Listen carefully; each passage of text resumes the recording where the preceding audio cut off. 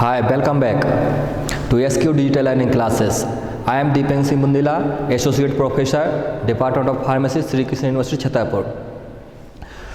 आज हम आपको पढ़ाने जा रहे हैं एक नया topic. So I am going to deliver my lecture on topic state of matter. So let's see the definition of matter. Matter कोई भी ऐसा पदार्थ हो सकता है जिसमें भार हो और वो को स्थान घेरता हो। That means we can say state is any substance which occupy space and have rest of mass. For example देखिए यह भी एक मैटर हो सकता है, इसमें कुछ ना कुछ मास है और यह एक स्थान घेर रहा है, तो हम कह सकते हैं यह एक मैटर है।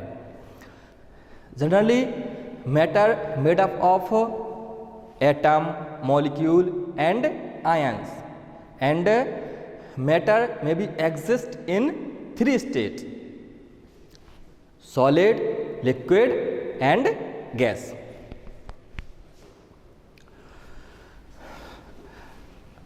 हम इसमें टॉपिक में कवर करेंगे इतने सारे points: state of matter, change in the state of matter, latent heat, vapor pressure, sublimation critical point, eutectic mixture, gases, aerosol, relative humidity,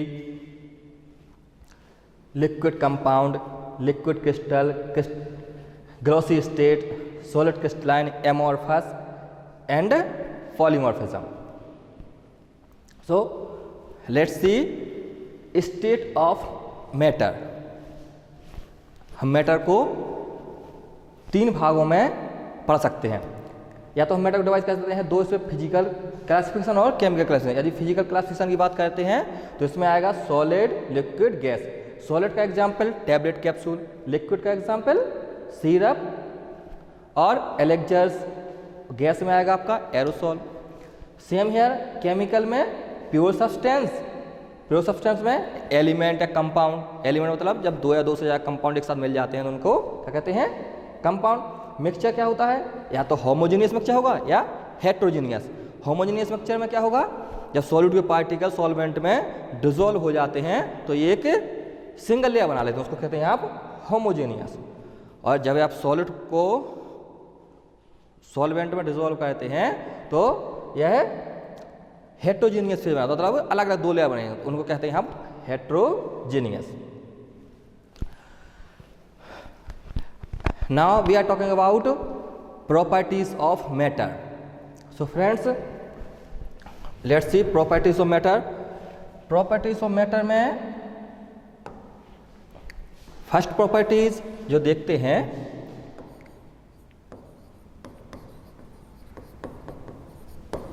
properties of matter. तो फर्स्ट प्रॉपर्टी क्या रहेगी आपकी? फर्स्ट प्रॉपर्टी है intermolecular space. Intermolecular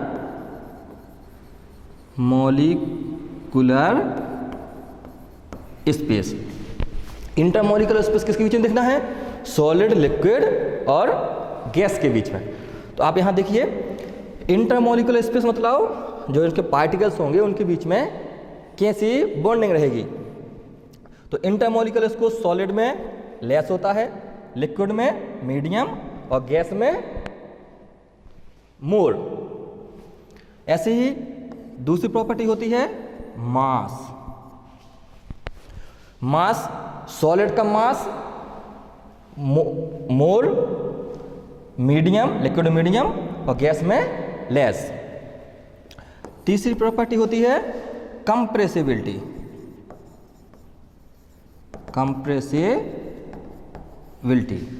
compressibility solid की compressibility कैसी रहेगी? कम, less रहेगी। Liquid की मीडियम और गैस की मोर। चौथी प्रॉपर्टी होती है साइज, शेप एंड वॉल्यूम। तो सॉलिड का साइज, शेप कैसा रहेगा? फिक्स रहेगा, जबकि लिक्विड का नॉट फिक्स और गैस का भी नॉट फिक्स। एक और प्रॉपर्टी होती है इसमें, flow property. Flow properties, flow properties, solid की फ्लो प्रॉपर्टी लेस होगी, लिक्विड की मीडियम होगी और गैस की more. So these are properties of matter. आगे बढ़ते हैं।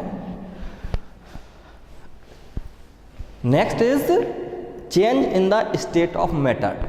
तो जो मैटर की अवस्थाएं हैं उनमें क्या परिवर्तन हो रहा है। देखिए, यदि हम सॉलिड स्टेट से लिक्विड स्टेट में जाते हैं तो इसको क्या कहेंगे आप, जब सॉलिड अवस्था से लिक्विड अवस्था में जाते हैं तो उसको बोलते हैं मेल्टिंग। इसे कहते हैं मेल्टिंग। मेल्टिंग क्या होगा, जब हम इसका टेम्परेचर क्या कर देंगे, इंक्रीज कर देंगे। यदि हमने टेम्परेचर बढ़ाया तो सॉलिड स्टेट लिक्विड स्टेट में चेंज होगी, इसे कहेंगे हम मेल्टिंग। यदि हम लिक्विड स्टेट से फिर से सॉलिड स्टेट में आना चाहते हैं तो इसे कहते हैं फ्रीजिंग। ये कब होगा, जब हम टेम्परेचर को क्या कर दें, डिक्रीज। हमने टेम्परेचर को डाउन किया तो लिक्विड स्टेट से सॉलिड स्टेट से पुनः आ जाएंगे, उसको कहते हैं हम फ्रीजिंग। सेम यहां देखिए आप, यदि हम लिक्विड स्टेट से गैसेस स्टेट में जाते हैं तो क्या करना पड़ेगा आपको, फिर से यहाँ पर टेम्परेचर को क्या करना पड़ेगा, आपको बढ़ाना पड़ेगा। जब टेम्परेचर बढ़ाएंगे तो लिक्विड स्टेट से आप गैसेस स्टेट में पहुंच जाएंगे, इसको कहते हैं वेपोराइजेशन। अब लिक्विड से फिर से गैस से फिर से लिक्विड में आना है तो इस अवस्था को क्या कहेंगे आप, क्या करना पड़ेगा आपको, जो टेम्परेचर है उसको फिर से आपको डाउन करना पड़ेगा, डिक्रीज करना पड़ेगा। तो जब गैस से फिर से लिक्विड अवस्था में आता है तो उसको कहते हैं कंडेंसेशन। अब यदि हमें सॉलिड स्टेट से सीधे गैस स्टेट में जाना है, सॉलिड स्टेट से सीधे गैस स्टेट में जाना है तो यहां फिर से आपको क्या करना पड़ेगा, टेम्परेचर को इंक्रीज करना पड़ेगा। तो जब सॉलिड स्टेट से सीधे गैस स्टेट में पहुंचते इस अवस्था को कहते हैं सब्लिमेशन। और जब पुनः गैस स्टेट से सॉलिड स्टेट में आना हो तो इसमें क्या, आपको टेम्परेचर को फिर से डिक्रीज करना पड़ेगा, डाउन करना पड़ेगा। इस अवस्था को कहते हैं डिपोजिशन। एक स्टेट होती है प्लाज्मा स्टेट। तो जब भी हम गैस स्टेट से प्लाज्मा स्टेट में पहुंचते हैं तो इसे कहते हैं हम आयोनाइजेशन। और जब प्लाज्मा से फिर से गैस में आते हैं तो इसको कहते हैं रिकॉम्बिनेशन। ओके फ्रेंड्स, चलिए आगे बढ़ते हैं। इसमें ऐसा जो पॉइंट दिए गए हैं आपको मैंने बताया अभी, फ्रीजिंग किसे कहेंगे, मेल्टिंग किसे कहेंगे, डिपोजिशन क्या कहेंगे, सब्लिमेशन क्या कहेंगे, ये मैंने आपको ये जो पीछे वाला चार्ट है सब बता दिया है। अब पढ़ते हैं किसके बारे में, लेटेंट हीट के बारे में। So we are going to discuss about latent heat. Latent heat का मतलब क्या होता है, लेटेंट हीट मतलब गुप्त ऊष्मा। इसमें क्या होगा, लेटेंट हीट में जो एनर्जी है, जब देखिए हम आपको एक डायग्राम के द्वारा बताते हैं।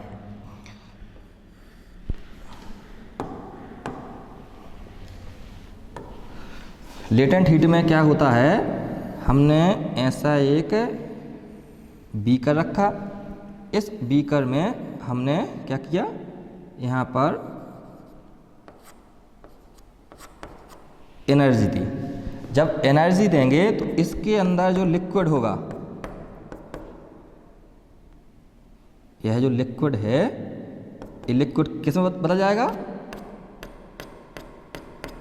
आपके वेपर में। जो ये है आपका लिक्विड, ये किस में जाएगा,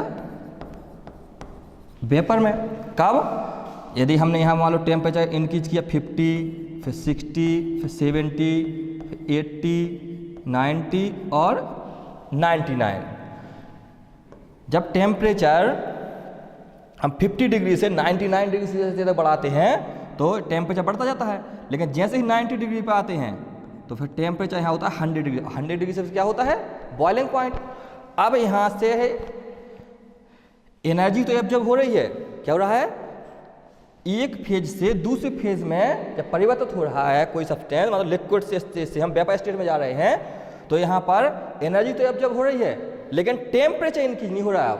तो इस बीच में, मतलब लिक्विड से वेपर अवस्था के बीच में जितना भी एनर्जी एब्जॉर्ब हो रही है उसी को क्या कहते हैं आप? लेटेंट हीट, मतलब गुप्त ऊष्मा।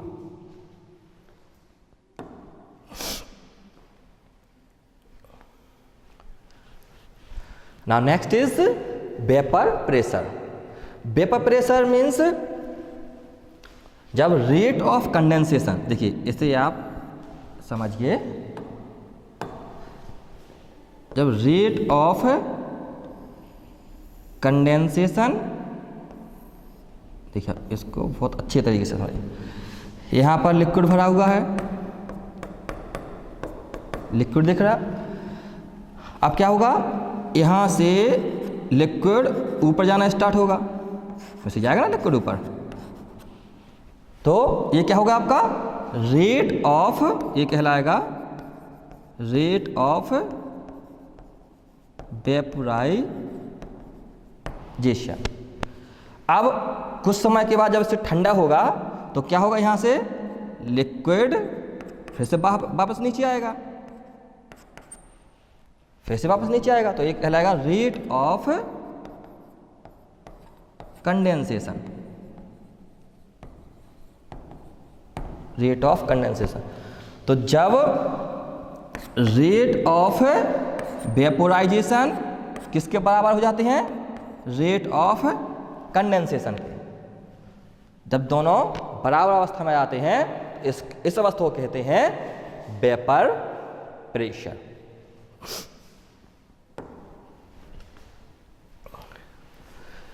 आगे sublimation critical point. Sublimation critical point मतलब, सब्लिमेशन में क्या होता है? कोई सॉलिड सब्सटेंस विदाउट लिक्विड अवस्था में जाए, वो गैस अवस्था में चला जाता है, उसको कहते हैं सब्लिमेशन। तो जैसे कैम्फर, मेंथॉल, ये सब क्या है? सीधे आप सॉलिड अवस्था से डायरेक्ट गैस अवस्था में पहुंच जाते हैं। जैसे eutectic mixture. Eutectic mixture, eutectic in Greek language, eutectic means easy to melt, मतलब जो हमारे कैम्फर, थाइमोल, ये जो सब्सटेंस होते हैं उन्हें जब हम इकट्ठा मिला देते हैं तो रेस्पेक्टिव मैनर में क्या होते हैं? इनका मेल्ट होना स्टार्ट हो जाता है। इसको कहते हैं आप यूटेक्टिक मिक्सचर। हाँ, अब पढ़ते हैं किसके बारे में? गैस के बारे में, गैस स्टेट। गैस स्टेट को समझने के पहले हमें कुछ साइंटिस्टों के बारे में जानना होगा। कुछ साइंटिस्ट आए जैसे बॉयल्स, चार्ल्स, एवोगैड्रो, गैलुसेक, इन्होंने अपनी अपनी थ्योरीज दी हैं। कैसी थ्योरी दी समझते हैं। पहले साइंटिस्ट हैं, हमें पढ़ना क्या है? Ideal gas equation. Ideal gas equation को पढ़ने के लिए क्या करना पड़ेगा? हमें सबसे पहले गैस लॉ को पढ़ना पड़ेगा। गैस लॉ में क्या है? पहला बॉयल्स लॉ। गैस लॉ में हमारा है कौन सा? Boyle's law. Boyle's means, Boyle मतलब आपको समझना है बाल्टी। इसमें कुछ क्या होंगे आप इसमें देख सकते हैं। इसमें जैसे टेम्परेचर, प्रेशर और बॉइलिंग, ये सब क्या होंगे? इनको कहते हैं वेरिएबल। ये क्या है आपके? वेरिएबल। तो अब बॉयल्स इन्होंने बॉयल्स ने क्या कहा? बॉयल मतलब बाल्टी, टी मतलब टेम्परेचर। आपको कहां पर प्रेशर डालना है? टेम्परेचर पर। मतलब यहां पर जो ये वेरिएबल है टेम्परेचर, उसको क्या करना है? कांस्टेंट। तो बॉयल्स ने क्या कहा? The mass of gas at constant temperature. The mass of gas at constant temperature, pressure is inversely proportional to the volume. क्या कहा कि कांस्टेंट टेम्परेचर पर जो गैस का मास होगा वह प्रेशर किसके, वॉल्यूम के इनवर्सली प्रोपोर्शनल हो जाएगा। ये कहा किसने, बॉयल्स ने। दूसरे साइंटिस्ट आए चार्ल्स। दूसरे साइंटिस्ट कौन है आपके, चार्ल्स। इन्होंने, इनका चार्ल्स लॉ क्या है, इन्होंने कहा जो हमारा वेरिएबल है कौन सा, पी। पी क्या है आपका, ये वेरिएबल। इन्होंने कहा पी मतलब 4 पाई, पाई मतलब प्रेशर। आपको किस पर फोकस करना है, प्रेशर पर। इन्होंने कहा at a constant pressure, at a constant pressure mass of gas, mass of gas at a constant pressure the volume is directly proportional to the temperature. ठीक है। अब तीसरे साइंटिस्ट आए अपने गैलुसेक। गैलुसेक ने क्या कहा,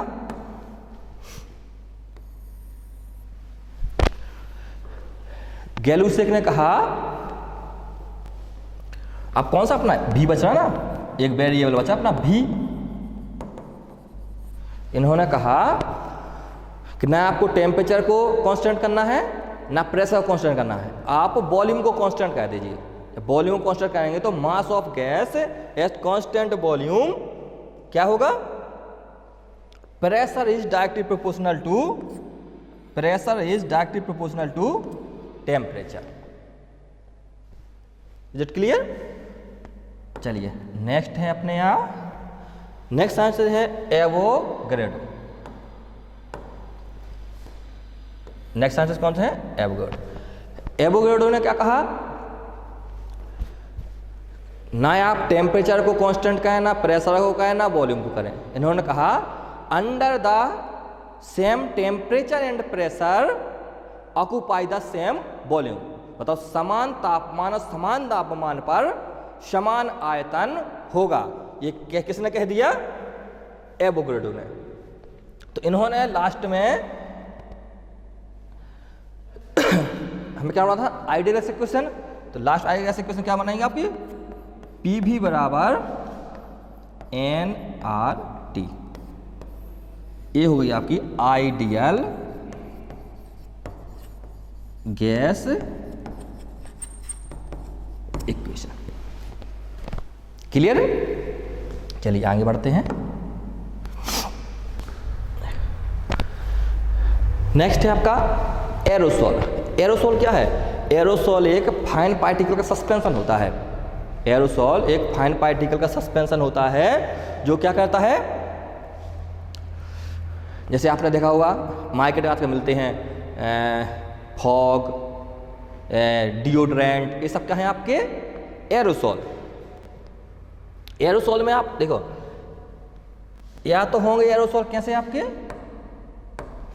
या तो होगा नेचुरल एरोसोल या तो होगा एंथ्रोपोजेनिक। एंथ्रोपोजेनिक मतलब मानव निर्मित, और जनरली मानव निर्मित ही एरोसोल पाए जाते हैं।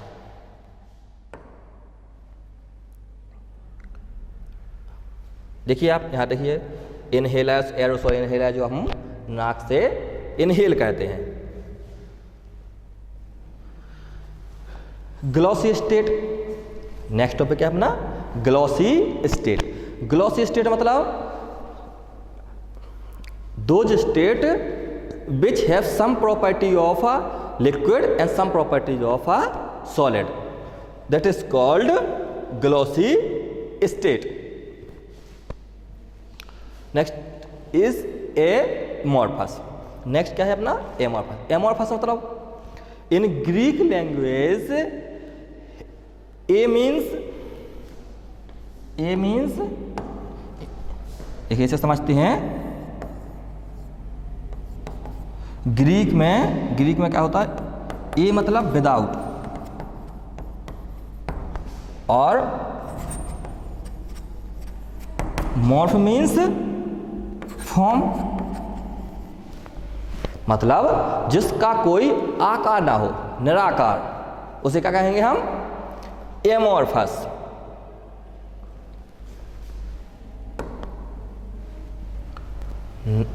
नेक्स्ट है पॉलीमॉर्फिज्म। पॉलीमॉर्फिज्म भी समझिए, पॉलीमॉर्फिज्म बहुत सिंपल है। पॉलीमॉर्फिज्म में क्या है, इसे भी ग्रीक भाषा में, ग्रीक लैंग्वेज में क्या कहते हैं,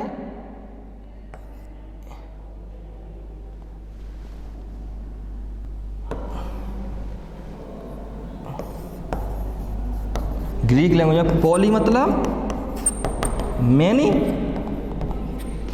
और मॉर्फी मतलब फॉर्म, मतलब जिसके एक से ज़्यादा आकार हो। पॉलीमॉर्फिज्म क्या कहलाता है, ऐसा मटेरियल, ऐसा सब्सटेंस जो एक से ज़्यादा फॉर्म में एग्जिस्ट हो, उसे क्या कहेंगे हम, पॉलीमॉर्फिज्म। जैसे आपने देखा होगा ग्रेफाइट का नाम सुना होगा आपने।